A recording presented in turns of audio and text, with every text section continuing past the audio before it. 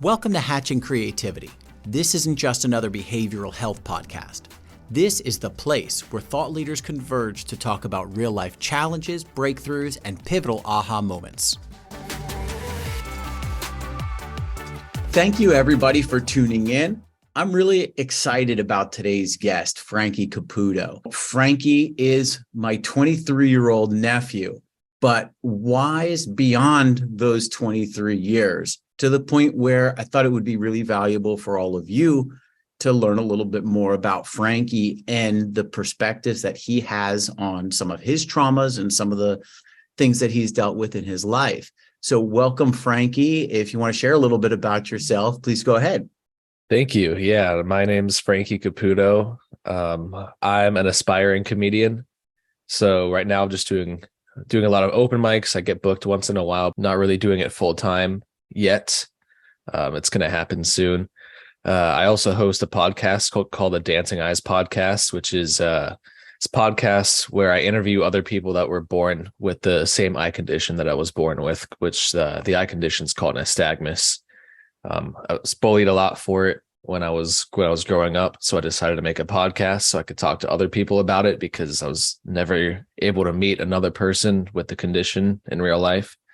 So met a bunch of great people with the condition, started the podcast, and now I'm doing the stand-up. And here we are now. For the first time in my life, like, I've found some fulfillment through the podcast and through the stand-up, just trying to keep doing that and seeing where it leads me to. I love what you've done with the struggles that have been dealt to you in your life. And we'll go through a little bit of Frankie's history on the show today. But just a second ago, you talked about your podcast. Starting at the beginning, you were born with an eye condition that not only affected your vision and what you see outward to the world, but it also has an effect on your eyeballs, on your pupils, and what other people are seeing in your eyes. So it affects the way other people are looking at you, as well as what you can see out. Double whammy. Double whammy. Exactly. Yeah. Exactly. And that's important to mention, because a lot of times when we have a medical condition or some other sort of handicap, right, it's either internal and only we know about it unless we choose to let other people know about it, or it's external and everybody can see it as well. This is something that is unique because it affects both sides of that. I was born with nystagmus, which is a condition that makes my eyes move around uncontrollably, like pretty much all of the time.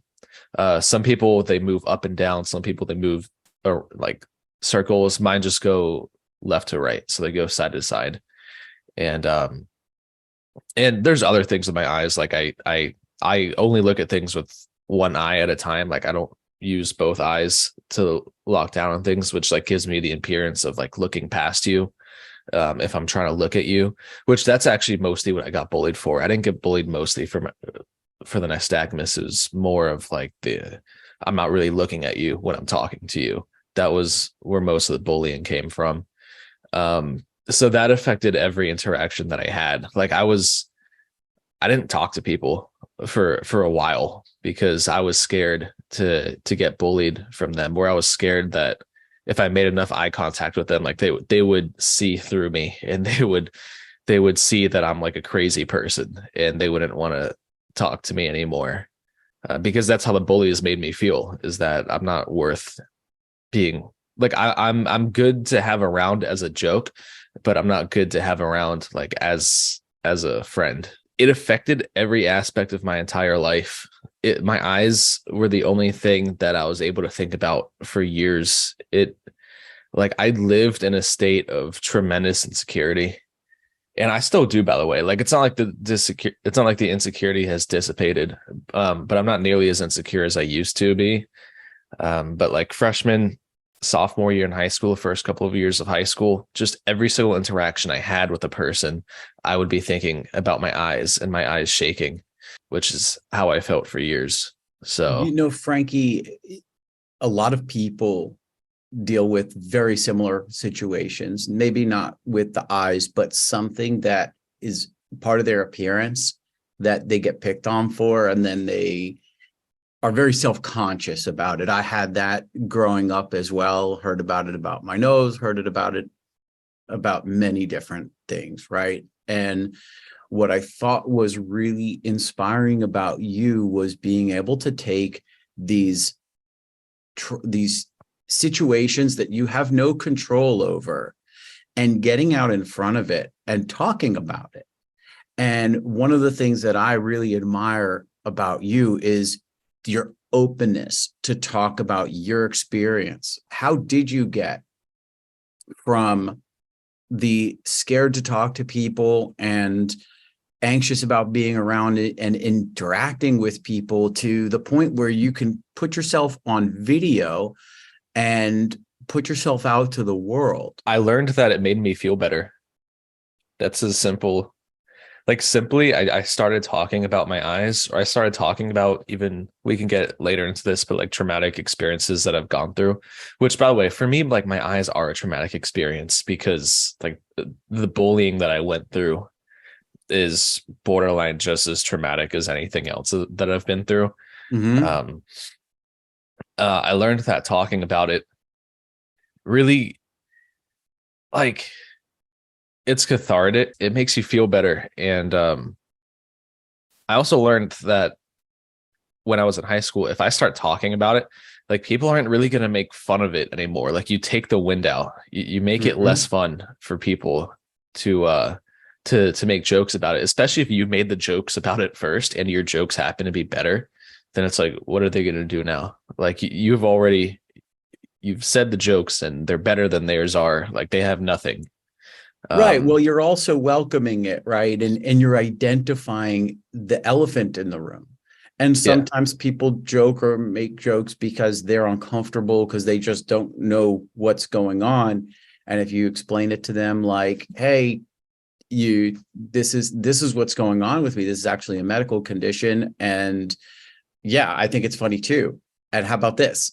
It completely takes all the power out of that bullying. And that's really what you've been able to do. And I love how you took that recognition of, hey, I haven't been able to come across other people with nystagmus, and found a niche, found this group, and created a tool and an educational environment for people to learn more about it, and really put that out there in the world. And I mean, I see the connections and the comments that people are making to the things that you're doing, and you go, man, I was able to turn a traumatic event, right? And you had labeled it as traumatic, into something that can now be a tool, and is now a tool for you to overcome that trauma. And I think that's amazing. Yeah, and I just wanted to say this as well about the podcast and the people coming across the podcast. When I was younger and I was getting bullied a lot for the nystagmus, there weren't any resources online for me to go to where there were people talking about the mental aspect of the condition and the bullying and like the learning how to accept yourself and dealing with the condition. There was nothing like that available online. There was a lot of medical stuff. There was a lot of doctors explaining to students what nystagmus was.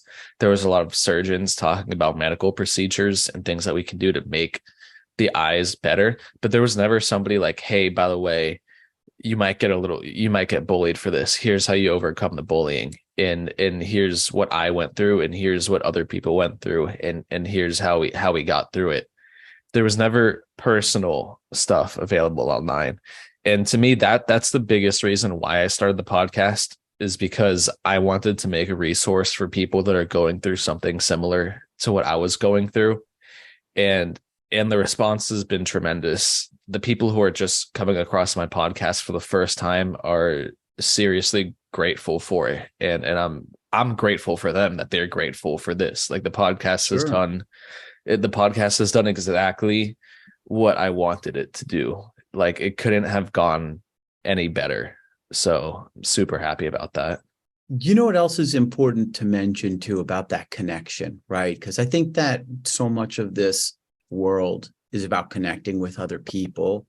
And when we feel shame or we feel like we're broken or there's something wrong with us, then we kind of go back and we regress. We go back into the shadows, right? And that shame makes us do that because we feel like there's something wrong with us. And it's great that you can take that, label it as, hey, this was me. I'm here to talk about this and talk about my experiences, other people's experiences, and then be able to grow and help people grow from it. And I really appreciate what you've done with your own life and really respect what you've done with the podcast and all of the other aspects of your life that you've been able to grow from. Frankie, can you share with people the name of your podcast and how to find it? Yes. Yeah. The name of the podcast is called the Dancing Eyes Podcast. And it's available anywhere. It's on Apple Podcasts, Spotify, YouTube, anywhere you find your podcasts, it's available on there. There's also an Instagram page for it. It's just called Dancing Eyes Podcast on Instagram. We post clips from different episodes. The podcast, just to be clear, the podcast, I haven't posted an episode in like half a year now. The podcast is on a bit of a hiatus. I don't even know when it's going to be returning. It'll probably be returning with a new host. But I'm not sure when that's happening, but I think it's probably going to happen eventually. Whether it happens with a new host or it happens anywhere else, I think the most important factor is the fact that you were able to take the challenge and make something universal as a tool for other people to benefit from. You've turned adversity into a superpower. And I give you mad props for that. And I really appreciate you, Frankie. Thanks, man. I appreciate it. People like to put googly eyes on inanimate objects and they think it's a good time. I disagree. I think it's cultural appropriation. Anybody here put googly eyes on an inanimate object before? Yeah. First of all, I'm happy you said something because I can't see you. Second off, you are part of the problem. I look like I was born during an earthquake and my eyes never recovered.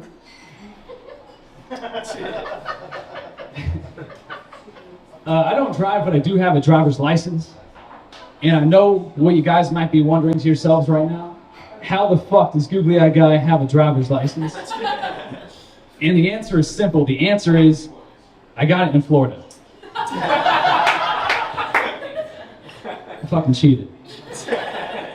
I'm not gonna lie, it was one of the easiest tests I've ever taken. The woman who gave me my driver's license test did not sit in the car with me during my driver's license test. I'm not making any of this stuff. What she did was she stood outside and yelled instructions at me through the window while she smoked a cigarette. There was one point during my test where she yelled at me to do a 3-point turn, and I'm not gonna lie, I didn't know what the fuck a 3-point turn was. So in the middle of my test, I took out my phone and I looked that shit up. And she saw that part and she still passed me, bro. Yeah, man. The day I got my driver's license, I got a bunch of texts from friends and family. Some people were happy for me. Some people were concerned. My favorite message I got was from my uncle, who sent me a picture of a blind man wearing sunglasses, driving a car, and holding a walking stick out of front of him. And the message that he sent with that said, "Ha ha, LOL. Did not mean to send that to you, bro. My bad." I'd say that my least favorite thing about my eye condition is that it's literally the first thing that a cop is trained to look for when deciding if someone's intoxicated. That's not a joke. It's just unfortunate. I always look like I'm high, but I didn't know that I always looked like I was high until one time I was in math class. In the middle of math class, someone came up to me, looked at me in my eyes and said, "I've been there before, buddy." And I was like, "Dude, you are my math teacher, bro. Teach me addition." Thanks for tuning in to Hatching Creativity. We appreciate your support. Please don't forget to like and subscribe and tell all your friends about the show. And remember, it's never just about one thing.